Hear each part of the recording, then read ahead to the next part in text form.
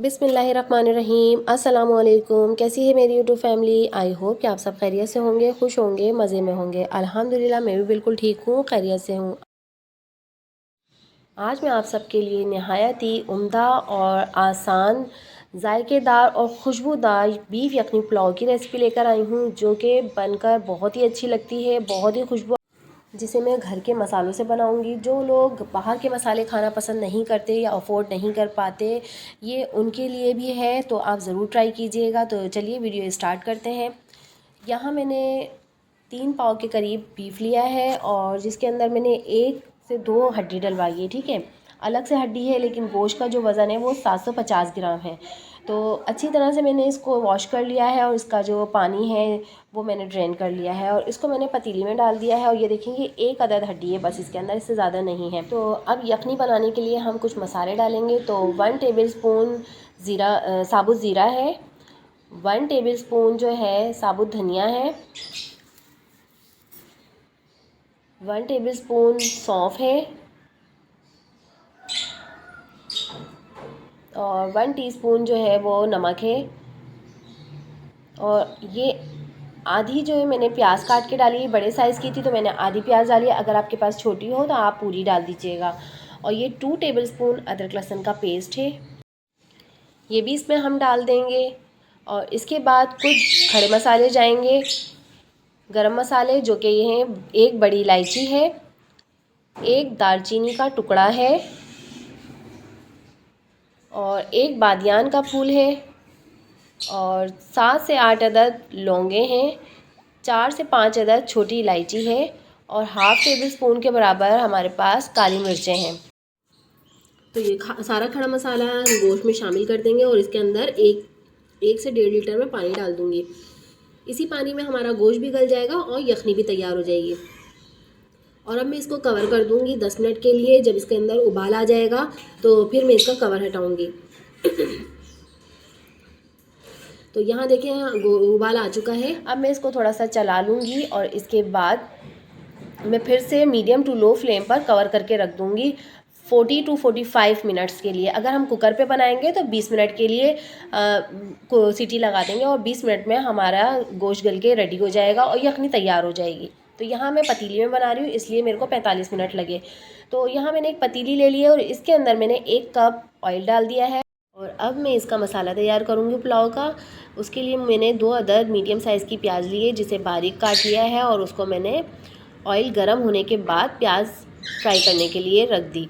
तो याद रखिएगा ऑयल गर्म करने के बाद ही प्याज डालिएगा, वरना क्या होगा कि ऑयल जो है वो ठंडा होगा तो उसकी वजह से प्याज जो है ऑयल भी पी लेगी, नरम भी हो जाएगी और कलर भी बहुत देर में आता है। तो ऑयल गर्म होगा तो जल्दी से कलर आ जाएगा। तो हमें पिंक कलर चाहिए प्याज का, पिंकिश सी प्याज हो गई है। तो अब यहाँ पर 2 अदद लार्ज साइज़ के टमाटर मैंने काट के रखे थे, वो अब मैं इसमें ऐड कर दूँगी और इसको भी मैं थोड़ा सा चला लूँगी इस तरीके से।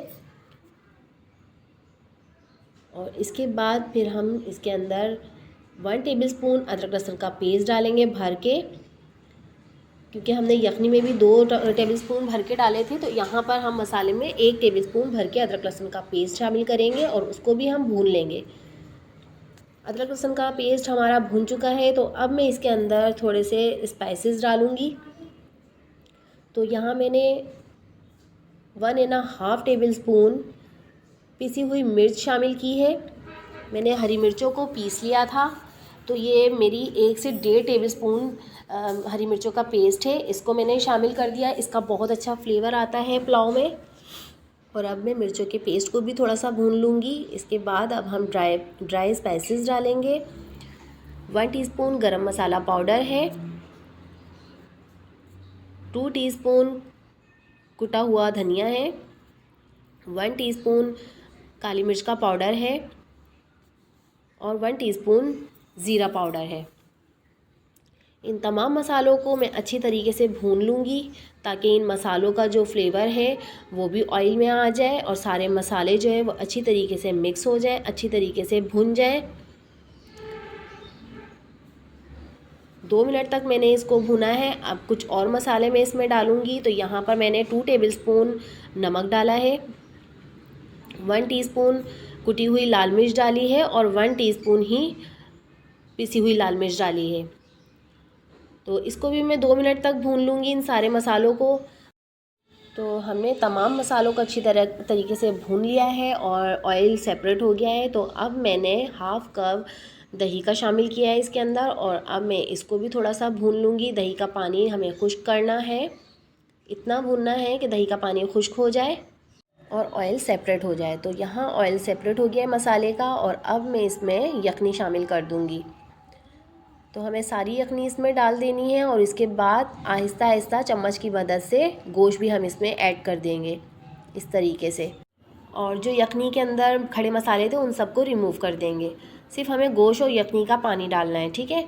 اور اس کے بعد اب ہم ہائی فلیم پر اس کو پکائیں گے کہ اس کے اندر ببلز آ جائیں. تو یہاں جوش آ چکا ہے, اور میں نے آدھے گھنٹے پہلے ہی چاول بھگو کے رکھے تھے. یہ 750 گرام چاول ہیں, تو وہ میں اس میں شامل کر دوں گی.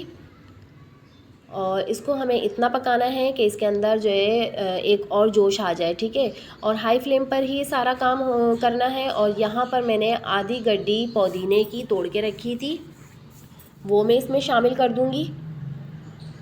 اس سے بہت ہی اچھا فلیور آتا ہے. اس ٹائم پر آپ ضرور ڈالیے گا پودینے کو. تو دھنیا پودینہ ہم نے اس میں ڈال دیا ہے, اور اب میں اس کو ہائی فلیم تک پکاؤں گی جب تک کہ اس کے اندر ببلز نہیں آ جائے. جب ببلز آئیں گے تو میں اس کو دم پہ لگا دوں گی. تو یہاں ہماری بریانی بن کے ریڈی ہو چکی ہے. یہ دیکھیں بہت اچھی خوشبو آ رہی ہے, کچن مہک رہا ہے ماشاءاللہ سے پلاؤ کی خوشبو سے. تو آپ ضرور ٹرائی کیجئے گا. اگر آپ کو میری یہ ریسیپی پسند آئی ہے تو پلیز میرے چینل کو لائک کریں, زیادہ سے زیادہ سبسکرائب کریں, اور اپنے فیملی فرینڈز میں زیادہ سے زیادہ شیئر کریں, اور بیل آئیکن کو پریس کرنا مت بھولیں, جس سے کہ میری ہر نئی آنے والی ویڈیو کا نوٹیفیکیشن سب سے پہلے آپ کو ملے گا. میرے فیس بک, انسٹا اور ٹک ٹاک کو بھی فالو کریں, اس کا لنک میں ڈسکرپشن باکس میں دے دوں گی, آپ وہاں جا کے چیک آؤٹ کر لیجئے گا. تو آپ اپنا فیڈ بیک ضرور دیجئے گا مجھے کہ آپ کو میری یہ ریسیپی کیسی لگی. کمنٹ باکس میں اپنا فیڈ بیک دیجئے گا ضرور. تو ملتے ہیں نیکسٹ ویڈیو میں, تب تک کے لیے اپنا اور اپنے پیاروں کا بہت سارا خیال رکھیں. مجھے دعاؤں میں یاد رکھیں. اللہ حافظ.